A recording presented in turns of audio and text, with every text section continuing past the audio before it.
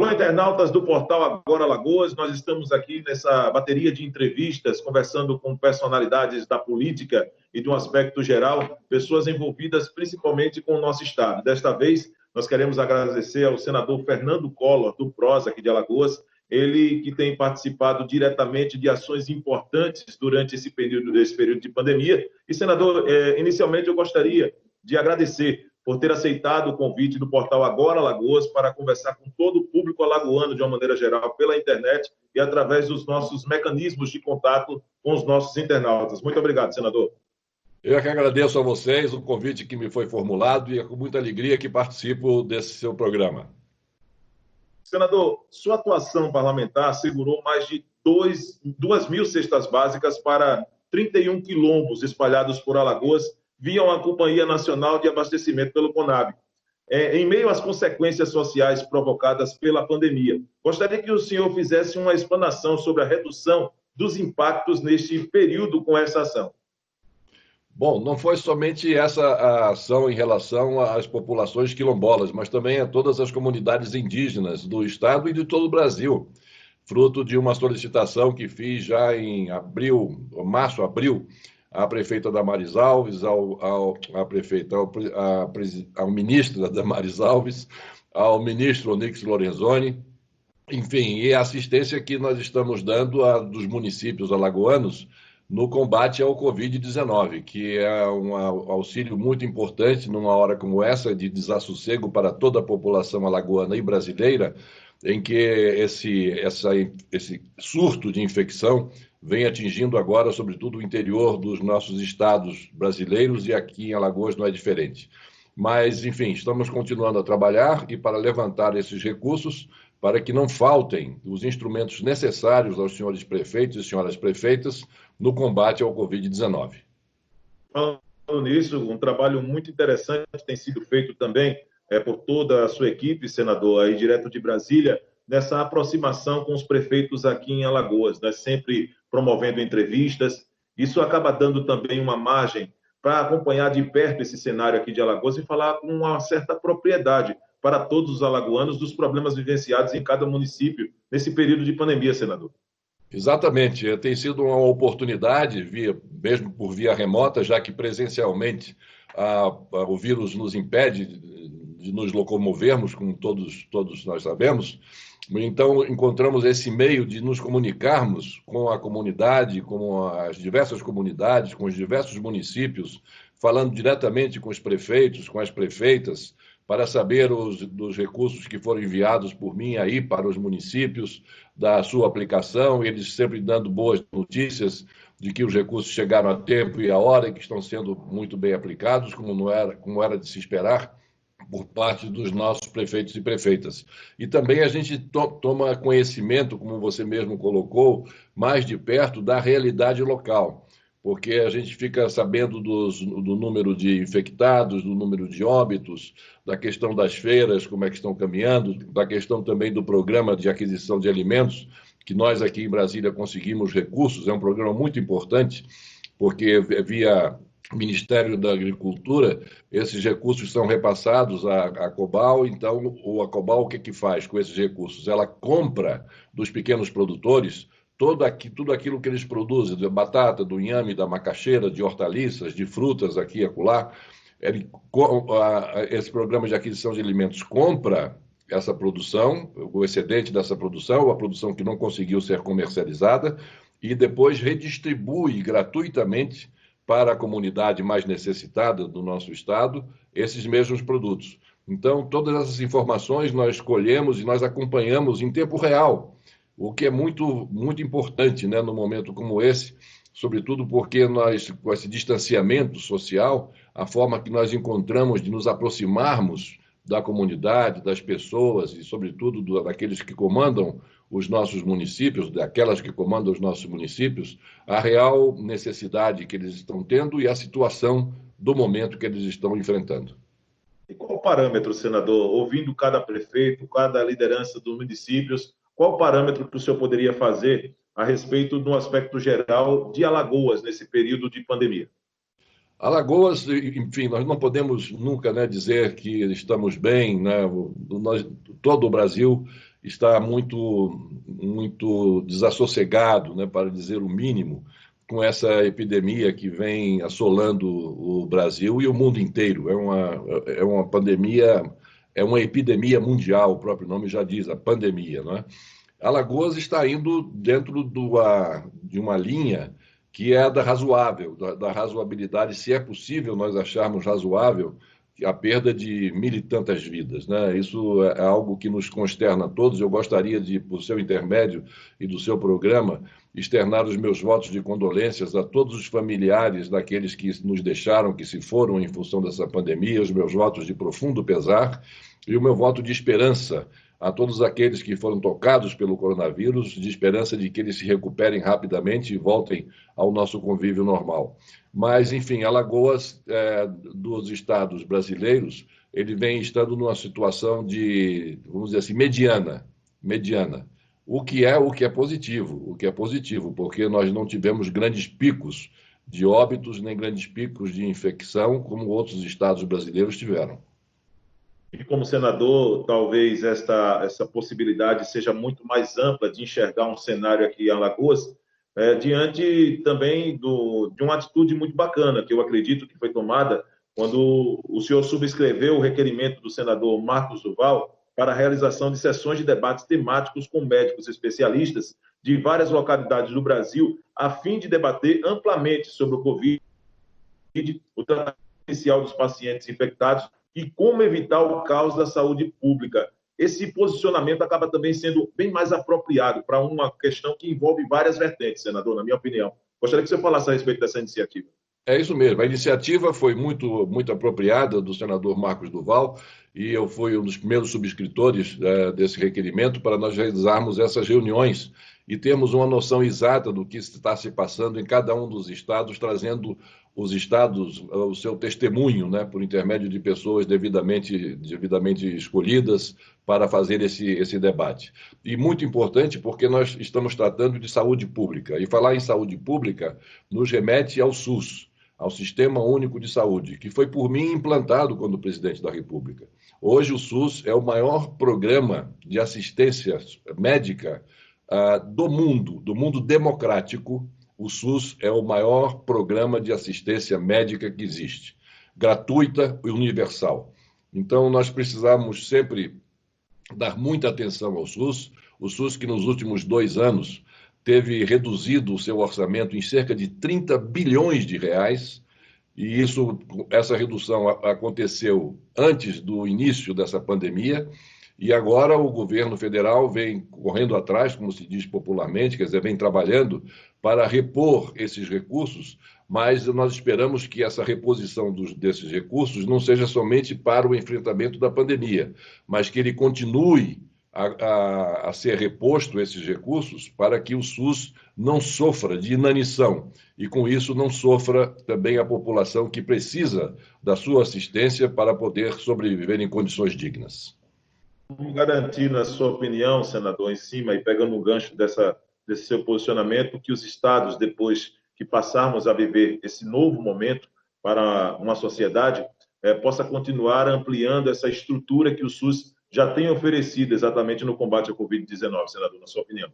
É exatamente isso, né? Preciso que o SUS seja reforçado, porque todos nós sabemos que o sistema é muito bom, mas em função dessa pouca atenção que vem sendo dada à liberação desses recursos para o SUS, ele vem tendo uma assistência deficiente. E a atenção que deveria ser dada à população não vem satisfazendo as necessidades da população. Mas isso não em função do programa em si, do sistema em si, que é um sistema extremamente positivo e que foi uma grande conquista dos constituintes de 1988 e uma grande conquista de meu governo a quem coube implantar o Sistema Único de Saúde no Brasil inteiro.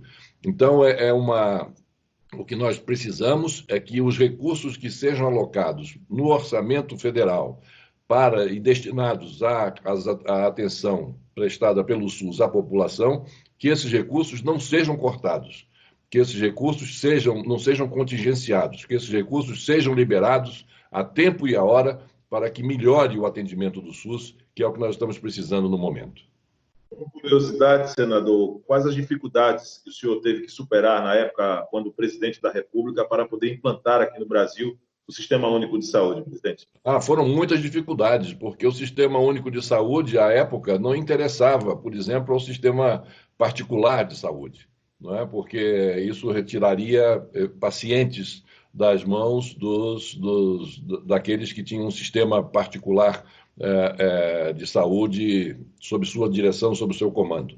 Então, houve um debate muito grande, tanto que eu editei duas medidas provisórias no final do ano de 1990. Eu tomei posse em março de 1990 e já em novembro eu editei a primeira medida provisória, implantando o SUS, e a Lei 8.080, e depois a Lei 8.142, a primeira em novembro, a segunda em dezembro de 90, para aperfeiçoar a medida provisória que eu já havia editado e que necessitava de aperfeiçoamentos, sobretudo pela discussão que se travou e pela necessidade que eu vi de dar mais atenção, claro, ao sistema público e universal de saúde. Mas foi uma batalha da qual nós saímos vitoriosos e da qual a sociedade brasileira foi a que mais ganhou com isso. Outra ação muito importante, senador Collor, que teve sua participação diretamente, já que foi o autor do projeto que combate o desperdício e facilita a doação de alimentos a pessoas carentes, já inclusive sancionado pelo presidente Jair Bolsonaro no mês passado. A medida foi muito comemorada, senador, também pelos empresários que se sentiam desprotegidos quanto à realização de ações para pessoas carentes. Inclusive, regulou uma lei de 1990. Gostaria que você falasse exatamente dessa iniciativa, como surgiu essa necessidade, para poder trazer um benefício tão geral, não só para as pessoas carentes, mas também para os empresários nesse sentido, presidente. São coisas, Viderlan, que realmente é difícil para nós entendermos, né? Como foi possível o Brasil ter chegado num ponto tal, como estava antes da promulgação, da sanção dessa lei, de minha autoria, para ver como o Brasil estava agindo. O Brasil estava impedindo, o governo federal estava impedindo que doações de alimentos fossem feitas por grandes empresários, por grandes lojas, por grandes redes de restaurantes, de alimentos, de grandes fornecedores de alimentos para hospitais, para penitenciárias, para outras empresas. Então, todas essas pessoas, proprietários dessas grandes redes, eles estavam proibidos, por uma legislação brasileira, de fazer a doação desses alimentos, sob pena de estarem incorrendo em infração às leis penais e às leis cíveis. O que nós fizemos, nada mais, nada menos, foi de acabar com essa proibição e de uma maneira muito simples, autorizar a todos aqueles que queiram doar os seus alimentos que o façam sem qualquer interferência ou qualquer intermediação de poder público, de governos, de prefeituras. A própria população é que se organiza nas associações de bairro, nas associações de classe, com as suas igrejas das diversas denominações, não é? E também da Igreja Católica Apostólica Romana, enfim, para que essas entidades é que recebam desses doadores os alimentos, e essas entidades, então, se organizam e fazem, da sociedade civil, e fazem a distribuição. Sem qualquer tipo de cadastro, não precisa entrar em internet, não precisa mostrar documento, não precisa nada disso. É um projeto, é uma lei hoje, que desobriga toda e qualquer burocracia para fazer com que os alimentos cheguem na mesa daqueles que estão necessitando para poder alimentar assim a sua família. Foi uma lei de minha autoria, um projeto de lei de minha autoria, que foi aprovado por unanimidade no Senado Federal, por unanimidade na Câmara dos Deputados, e que foi sancionado sem vetos pelo presidente da República, o que é muito raro, porque, em geral, quando vai a sanção presidencial, sempre o presidente aconselhado por seus ministros, apõe alguns vetos a essa lei, né, a esse projeto de lei transformado em lei quando da sanção. Então, não houve nenhum tipo de veto, o que demonstra a qualidade, não é, do próprio projeto de lei transformado hoje em lei, que vai atender a milhões e milhões de pessoas em todo o Brasil. Até porque isso combate o desperdício de alimentos. Para que a gente tenha uma ideia, o Brasil, anualmente, ele desperdiça, joga fora 12 milhões de toneladas. Veja o número. 12 milhões de toneladas de alimentos são jogados fora anualmente no Brasil, porque não tem como fazer a doação. Não tinham como fazer a doação. E, enquanto isso, milhares de pessoas passando necessidades e passando fome. Então, esse projeto combate o desperdício de alimentos e combate também a fome, que, sobretudo agora, no momento da pandemia, vem assolando os rincões do nosso país e que nós temos que realmente fazer uma atenção muito especial para que não falte o alimento na mesa daqueles que precisam para matar a sua fome e de sua família. Inclusive, em cima de tudo isso, senador Collor, conversando até com alguns empresários, posso te garantir que a aceitação é unânime a respeito dessa medida provisória já sancionada pelo presidente Jair Bolsonaro, e o maior temor de todos eles estava estabelecido exatamente na lei de 1990, que falava exatamente de crimes das relações de consumo. Esses crimes, eles ainda podem ser cometidos, mas agora dá mais um respaldo para que os empresários ofereçam comida de qualidade para as pessoas que mais necessitam. Isso que é o que mais poderíamos classificar como importante nesse momento, senador. Mas isso não foi tanto em relação a essa lei de 1990, porque a lei de 1990 ela se refere ao Código de Defesa do Consumidor. Então, era a maneira que o consumidor tinha de se defender. O que realmente implicava, era uma legislação que implicava na não doação de alimentos, era uma regulamentação da Agência de Vigilância Sanitária, da Anvisa. Então, essa regulamentação e as suas diversas portarias é que faziam com que, especificamente na questão de doação de alimentos, que isso pudesse ser feito. Então, agora pode. Em relação à lei de 1990, ela fala especificamente em relação ao consumidor que se sente, por exemplo, compra um objeto, que a especificação diz que esse objeto tem essas características. Quando compra, verifica o consumidor que não comprou gato por lebre, como se diz popularmente. Então, aí sim, a lei de 1990, do Código de Defesa do Consumidor, dá ao consumidor o direito de reclamar a sua necessidade de ter comprado um produto que atenda às especificações que vem trazendo no rótulo. Mas isso aí já foi tudo superado, então essa regulamentação da Anvisa, que era o que impedia as doações de alimentos, isso também já foi superado com a sanção da lei de minha autoria por parte do presidente da República. Senador, o senhor também, em outra questão que acabou sendo muito polêmica no Senado, foi exatamente o seu posicionamento. O senhor votou não ao projeto de lei 2630 de 2020, que é a lei da fake news, a chamada lei da fake news, que regula as redes sociais e os aplicativos de mensagens eletrônicas. Gostaria que você falasse um pouquinho também para os nossos internautas, para o pessoal que nos acompanha em qualquer parte do planeta, o que pensa a respeito da lei da fake news e como esse assunto está sendo discutido hoje pelas autoridades. Bom, eu acho que em relação às fake news, todos nós estamos de acordo de que deve haver um trabalho incansável, né, e implacável para evitar a disseminação das fake news. Ninguém pode ser favorável à disseminação de notícias falsas, até porque nós queremos consumir notícias verdadeiras para nos informarmos e fazermos o nosso juízo sobre o assunto que vem sendo tratado naquela matéria que nos é oferecida a ler ou a entender. Então, quanto a isso, não há nenhuma dúvida. Eu votei contra o projeto das fake news, porque, com todo respeito ao autor e ao relator, porque quando foi levado ao Senado, para que você tenha uma ideia, o relatório tinha 82 páginas. 82 páginas para combater uma questão pontual que é de notícias falsas, das chamadas fake news. Então, lendo o relatório, se verifica claramente que o relatório foi muito além do combate às fake news.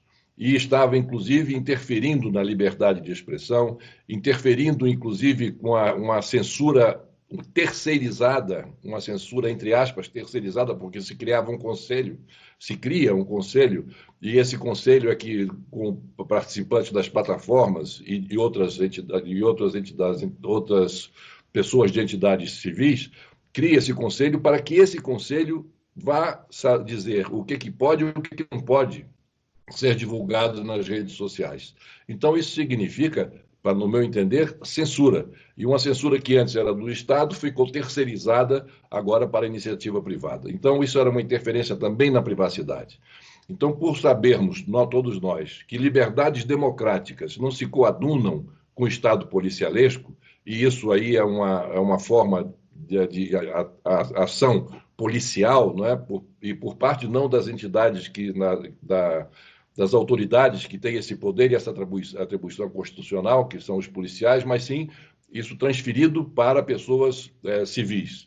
Então, por entender que não poderia, repito, não poderia e não poderemos aceitar que liberdades democráticas convivam com o Estado policialesco, é que nós votamos contra esse projeto, que eu segui agora para a Câmara, e que eu espero que na Câmara dos Deputados ele seja devidamente depurado e adaptado à nossa realidade, especificando o combate somente e tão somente às fake news, sem interferir na liberdade de expressão, que é uma garantia e direito fundamental do cidadão brasileiro, de acordo com a nossa Constituição. A gente sabe que o comportamento da sociedade mudou bastante da época em que o senhor assumiu a presidência da República, senador Collor. Mas gostaria que você também fizesse um parâmetro desse quesito, que divide tantas opiniões quando se fala de liberdade de expressão, na época em que o senhor foi presidente da República. Bom, há uma diferença fundamental, porque a Constituição, nós saímos de uma Constituição que vinha de um regime de exceção. Então, a Constituição de 88, muito bem chamada pelo doutor Ulisses Guimarães, presidente da Câmara de então, de a Constituição Cidadã, foi uma Constituição, a de 1988, que fez retornar os direitos do cidadão, bem como os seus deveres. Foi uma Constituição voltada para os direitos do cidadão e tendo como objeto maior o bem-estar da população e, portanto, de cada um dos cidadãos brasileiros, cidadãos e cidadãs brasileiros. Então, tudo isso foi uma mudança muito grande e coube às gerações que vieram a partir de 1988 implementar diversas dessas medidas e regulamentar diversos desses artigos para que eles pudessem finalmente entrar em vigor. Então, nós saímos de uma Constituição, que era uma Constituição que deixava os direitos dos cidadãos e cidadãs restringidos e passamos para uma Constituição que abrigava os direitos dos cidadãos, abrigava todos os direitos na sua plenitude dos cidadãos e cidadãs de todo o país. O senhor também subscreveu um projeto, e aí mudando um pouco também a temática, mas sobre sua participação ainda como senador, o senhor subscreveu um projeto de decreto legislativo da senadora Zenaide Maia. O Ministério da Justiça editou portaria restringindo a policiais civis e a peritos oficiais o acesso a informações relativas a investigações de feminicídio. Gostaria também que você passasse para os nossos internautas esse tipo de posicionamento, senador, e o lado benéfico também para a sociedade. Sem dúvida nenhuma, um lado benéfico, sobretudo para os direitos das mulheres, né? Nós estamos sendo muito sobressaltados, com notícias cada dia mais presentes nos jornais e nas televisões em relação ao feminicídio, ou seja, o assassinato de mulheres, não é? Então, a senadora Zenaide Maia, que é uma grande senadora, que é do PROS, do nosso partido, e é do Rio, representando o Rio Grande do Norte, no Senado da República, ela apresentou esse projeto que nós subscrevemos, porque isso dá a garantia de que essa onda de feminicídio, pelo menos, diminua bastante, já que é impossível, talvez, evitar, o ideal seria que fosse totalmente possível nós evitarmos esse tipo de ataques às mulheres, não é, com a perda das suas próprias vidas, mas já que isso não é possível, esse projeto da senadora Zenaide, ela coíbe, ela faz com que mais dificuldades sejam colocadas para aqueles que, eventualmente, pensando nisso, pensando um pouco mais nisso, evitem cometer esse tipo de assassinato, desse tipo de de agressão contra a mulher brasileira.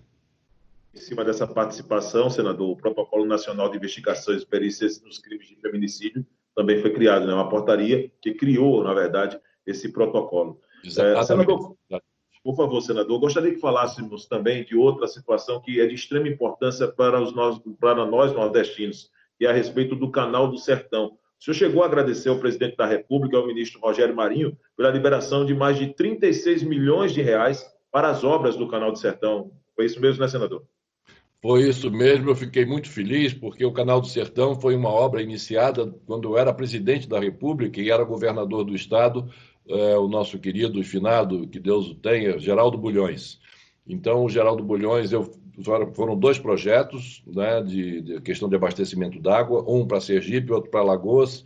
Consultei o governador de Sergipe, ele pediu um projeto, que foi o projeto Califórnia, que já está implantado em Sergipe, com grande sucesso.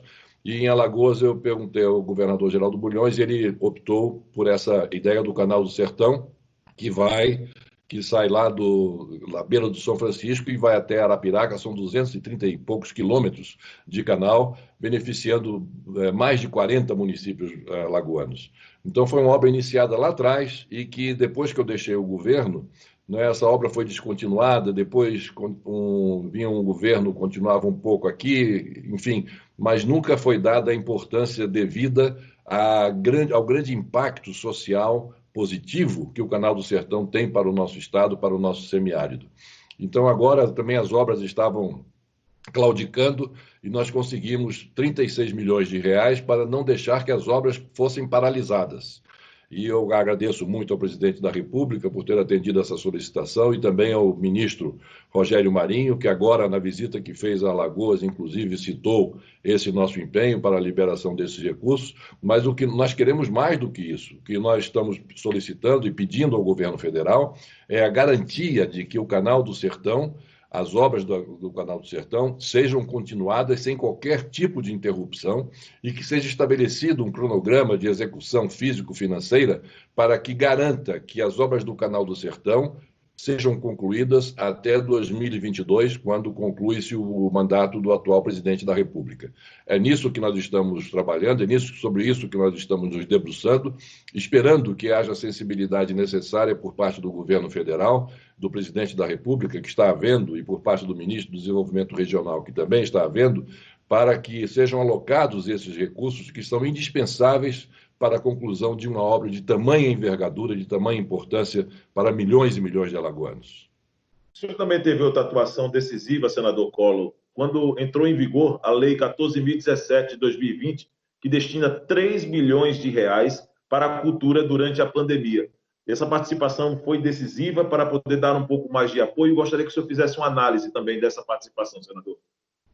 Essa foi uma solicitação que nós fizemos quando a ministra ainda era a senhora Regina Duarte, a atriz Regina Duarte. Isso foi em março, logo no início da pandemia. E eu, preocupado com as festas juninas, o que me motivou, na realidade, foram os festejos juninos no Nordeste. Eu pensei assim, meu Deus do céu, essa pandemia começou agora, isso vai chegar até junho, até julho. E chegando junho, julho, vai pegar em cheio as nossas festas juninas, que são as festas, como nós sabemos, mais apreciadas, né? mais decantadas em prosa e em verso do Nordeste brasileiro, né? E que movimenta culturalmente milhares de pessoas, né? De pequenos empreendedores culturais, sobretudo. E foi com base nisso que eu solicitei à ministra que liberasse recursos para atender à necessidade desses empreendedores culturais que ficariam sem ter a sua renda em função da possibilidade de não haver os festejos, de não serem autorizados os festejos juninos em função da pandemia. Então ela respondeu, disse que estava terminando um entendimento com os diversos ministérios para tirar um pouco de recursos desse ministério, daquele outro, para formar um fundo que desse para atender às necessidades dos empreendedores culturais. E mesmo depois da saída dela, o trabalho continuou, foi iniciado por ela, e também temos que agradecer a ela por essas providências que ela tomou, e que foram liberados os 3 bilhões de reais foram aprovados para serem destinados aos empreendedores culturais. E não somente da área de festejos juninos, mas de modo geral para todo o Brasil. São recursos que não são suficientes para atender a todos, mas, de alguma forma, vai atender a uma grande parcela desses empreendedores culturais, que eu assim chamo, mas que são pessoas todas vinculadas à área da cultura. A única coisa que foi vetada é porque no projeto que veio do Executivo, se dizia que foi feita uma emenda no Senado na Câmara Federal também, de que se estabelecia um prazo de 15 dias para a liberação desses recursos, exatamente porque se imaginava que isso pudesse estar sendo aprovado na época dos festejos juninos. Mas isso chegou com um pouco de atraso, e o prazo de 15 dias foi vetado pelo presidente da República, e o nosso trabalho agora é no sentido de agilizar a liberação o quanto antes desses 3 bilhões de reais que nós conseguimos para atender às demandas do setor cultural do Brasil. Senador, nós estamos chegando no momento decisivo da entrevista, mas eu tenho mais 2 colocações a fazer em relação ao âmbito local, principalmente aqui a capital Maceió. Como o senhor tem acompanhado como senador a situação vivida pelos moradores do Pinheiro, Mutange e Bebedouro? Bom, é uma situação dramática, né? Uma situação e a minha solidariedade integral a todos os moradores dessa região, porque é algo assim que eu nunca esperava. Eu acho que nenhum de nós, claro, esperava que de repente nós fôssemos nos deparar em Maceió com bairros, ou em qualquer lugar do mundo, mas para nós alagoanos, em Maceió, bairros sendo afundados. Isso é uma coisa dramática, não é? Então, as providências foram tomadas, estão sendo e continuam sendo tomadas. Inclusive, o ministro do Desenvolvimento Regional visitou o Pinheiro, o Mutange, agora nessa visita que ele fez a Alagoas, na companhia do deputado Arthur Lira, para verificar em loco como estão andando todas as providências que foram tomadas. E ficou a cargo tanto da iniciativa privada, por intermédio da Braskem, de fazer um aporte de recursos grande, porque foi verificado que essas crateras foram abertas em função da extração do sal do subsolo, não é? E que é promovido pela própria empresa, e também com recursos federais. Então, isso vem acontecendo, naturalmente causando um enorme desassossego para a população de Maceió, sobretudo a população desses bairros, que vão ter que ser realocadas em outros locais, vão ter que ser realocadas em outros pontos da cidade, enfim, e o transtorno que isso traz à vida familiar. Mas nós estamos também nos debruçando sobre essa questão e acompanhando, para e passo, todas as iniciativas que vêm sendo tomadas e o acompanhamento dessas iniciativas para que não falte nada que a população esteja a necessitar para reparar um dano que eu imagino seja muito difícil de reparar na sua integridade, mas pelo menos fazer com que essa população não fique ao léu, não fique sem nenhum tipo de assistência, como alguns imaginavam que fossem ficar e que não estão ficando. Senador, uma última colocação para finalizarmos essa entrevista. Ainda no cenário aqui de Maceió, o seu nome é um nome muito querido e lembrado todas as vezes quando se fala da Orla Lagunar. Foi um local que ficou como um marco toda a revitalização feita naquele local na época de sua gestão. E hoje o local passa por muitas obras e obras inacabáveis, né? Então, eu gostaria que você falasse exatamente dessa lembrança, primeiramente, do povo, aquilo que foi feito lá naquele local e, naturalmente, esse momento, que hoje é um cenário muito diferente daquilo que foi feito lá atrás. É verdade, porque quando nós fizemos essa obra,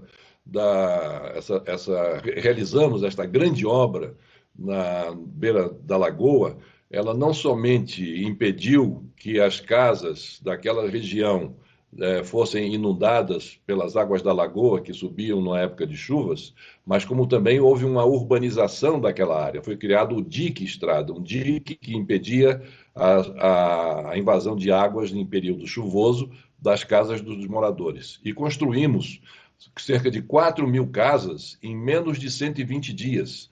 4.000 casas com calçamento, com escolas, com luz, água encanada, com tudo aquilo, com todos os equipamentos urbanos, escolas, postos de saúde, equipamentos urbanos necessários para a vida numa comunidade que tenha dignidade, não é isso? Que possa oferecer esses equipamentos para terem os moradores uma vida digna. Infelizmente, de lá para cá, não foi feita a atenção devida e houve uma ocupação por várias e várias outras casas já na beira da lagoa, que estava toda urbanizada, para oferecer lazer aos que moram naquela região. Enfim, isso nos fez com que nós trabalhássemos para nós evitarmos, né, que essa proliferação de pequenas casas ela continuasse, dando condições a esses moradores dessas casas construídas de taipa, construídas de papelão, como nós vemos hoje, com muita tristeza pela dor que está causando aquela população. Nós nos empenhamos muito para a liberação de recursos para a construção de casas e de apartamentos naquela região.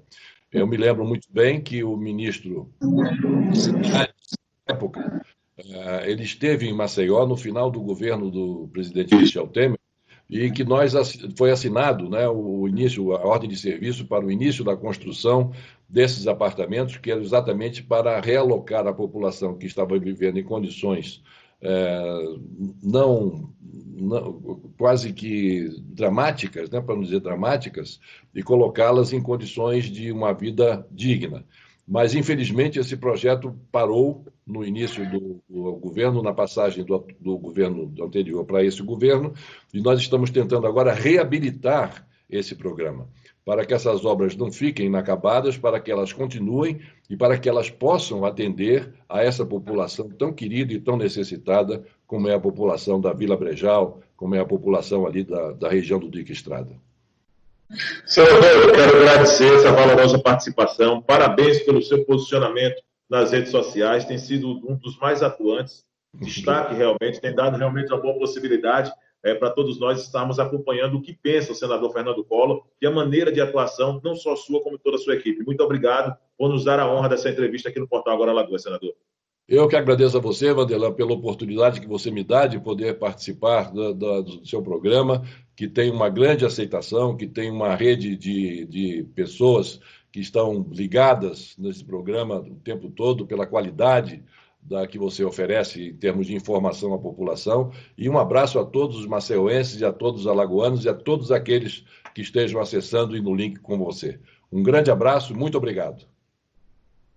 Conversamos com o senador Collor aqui no programa Agora Alagoas, trazendo mais um personagem ligado diretamente com as questões relacionadas ao Estado e também à capital, Maceió, e naturalmente os outros municípios. No próximo programa teremos um novo encontro e vamos trazer mais novidades. Até a próxima.